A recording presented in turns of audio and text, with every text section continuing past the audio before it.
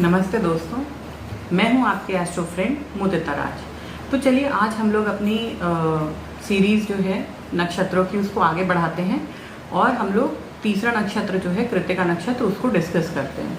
देखिए कृत्तिका नक्षत्र जो है उसके 4 चरण में से पहला चरण जो है वो एरीज राशि में आता है, बाकी जो तीनों चरण हैं वो टॉरस राशि में आते हैं। तो इसमें अगर आप देखेंगे तो वीनस जो है, वीनस की सॉफ्टनेस भी है और मार्स जो है, मार्स की एनर्जी और उग्रता भी है। तो ये एक मिला जुला नक्षत्र है। इसका सिंबल क्या है? इसका सिंबल है कुल्हाड़ी, चाकू या छुरा जो काटने के काम आता है। मतलब जो काटने के काम आता है ऐसी कोई भी चीज़, वो कृत्तिका नक्षत्र का सिंबल है। अब देखिए दोनों ही साइड हैं। अब अगर वो जो चाकू है उसको आप एक डॉक्टर इस्तेमाल करेगा तो वो किसी की जान बचाने के काम आएगा, लेकिन वही चाकू जो है अगर कोई क्रिमिनल यूज़ करेगा तो वो किसी की जान लेने के कारण भी बन सकता है। तो आप देखिए कृत्तिका नक्षत्र की दोनों साइड हैं, पॉजिटिव साइड भी है, नेगेटिव साइड भी है। माने अगर कृत्तिका नक्षत्र एफ्लिक्शन में जाएगा तो उसके क्या क्या इफेक्ट्स होंगे हम लोग वो भी डिस्कस कर लेते हैं। तो देखिए सबसे पहली चीज़ क्या है कि कृत्तिका नक्षत्र को कार्तिकेय भगवान से जोड़ा गया है। कार्तिकेय भगवान से जोड़ा गया है और जो इसके डीटी हैं वो सूर्य देव हैं। मतलब जो सूर्य भगवान है वो कृत्तिका नक्षत्र जो है उसके डीटी हैं, माने वो उनके लॉर्ड हैं। ये एक फीमेल नक्षत्र है। फीमेल नक्षत्र है मतलब इसमें फेमिनाइन क्वालिटीज़ भी हैं, केयरिंग है, नर्चरिंग नेचर है। क्योंकि देखिए ये टॉरस जो है, टॉरस राशि जो है वो भी आपके कुटुंब की नर्चर करने की राशि है।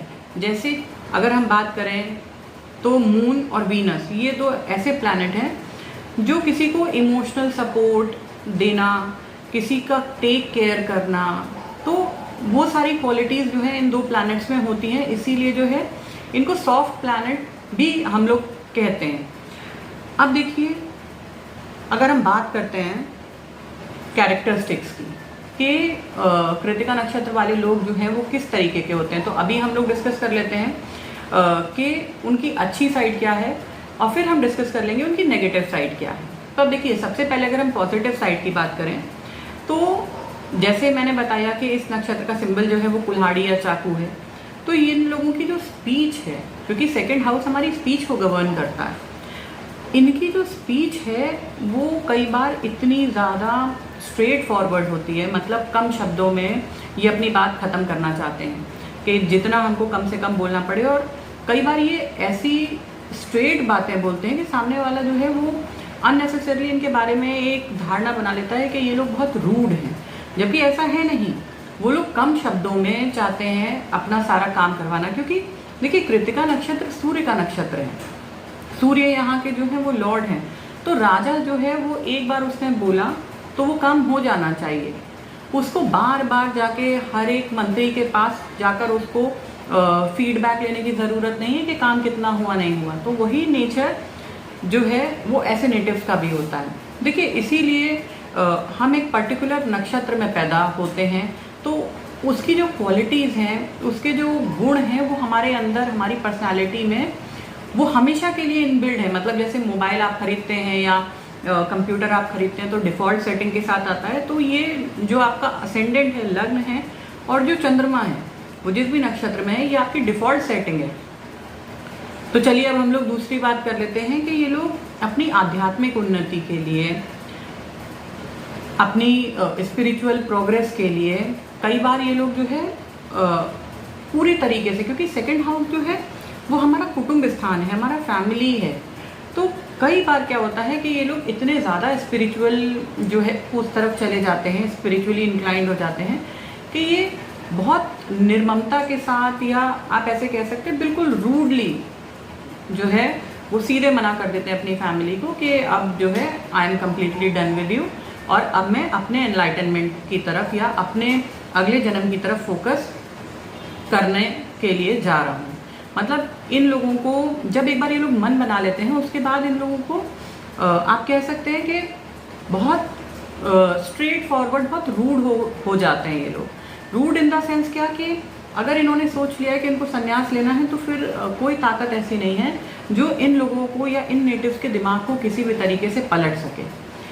उसके अलावा आप क्या देखेंगे कि ये लोग जो है, क्योंकि सूर्य जो है वो राजा है, न्यायप्रिय है, डिसिप्लिन का कारक है, तो आप देखेंगे ऐसे नेटिव्स जो हैं वो बहुत ज़्यादा सेल्फ डिसिप्लिन्ड मोड में रहते हैं, बहुत हाई मॉरल और एथिकल वैल्यूज़ होते हैं और बहुत न्यायप्रिय होते हैं, मतलब किसी के साथ भेदभाव नहीं करते। जैसे राजा जो है वो किसी के साथ भेदभाव नहीं करता अपनी प्रजा में, उसी तरीके से ये लोग भी होते हैं, ये लोग किसी के साथ भेदभाव नहीं करते।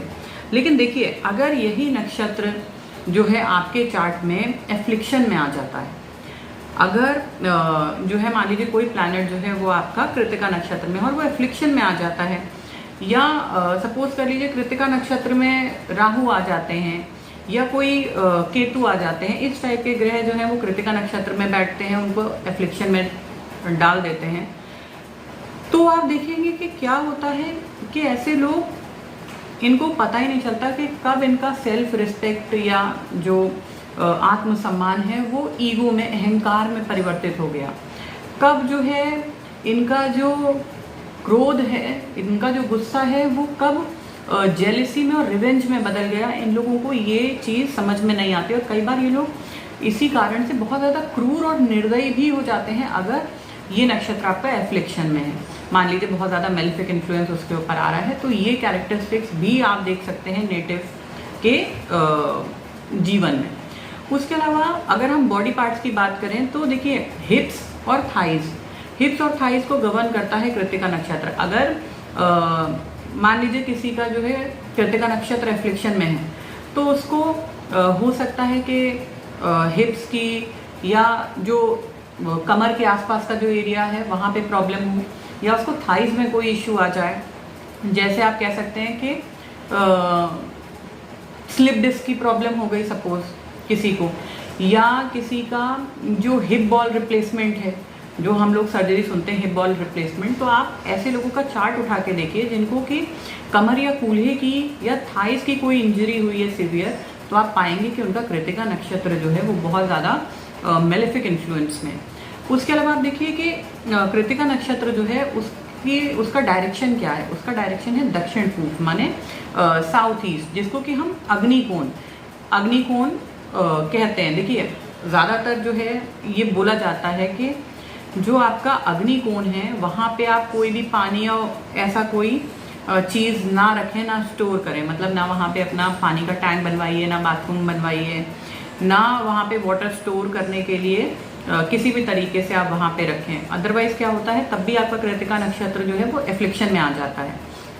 तो जो भी आपके घर का साउथ ईस्ट डायरेक्शन है उसका आप स्पेसिफिकली ध्यान रखिए कि वो वहाँ पे आप ये कर सकते हैं कि आग से जुड़ी हुई चीज़ें, जैसे आप चूल्हा वगैरह रख सकते हैं, या अगर आप जो है अंगीठी वगैरह सर्दियों में, अगर आप ठंडी जगहों में रहते हैं, हाथ वाथ सेकना है, तो आप अपना हीटर वहाँ रख सकते हैं, ऐसी कोई भी चीज़ रख सकते हैं। क्योंकि कार्तिकेय भगवान जो है उनकी एनर्जी भी जो है वो फायरी एनर्जी है।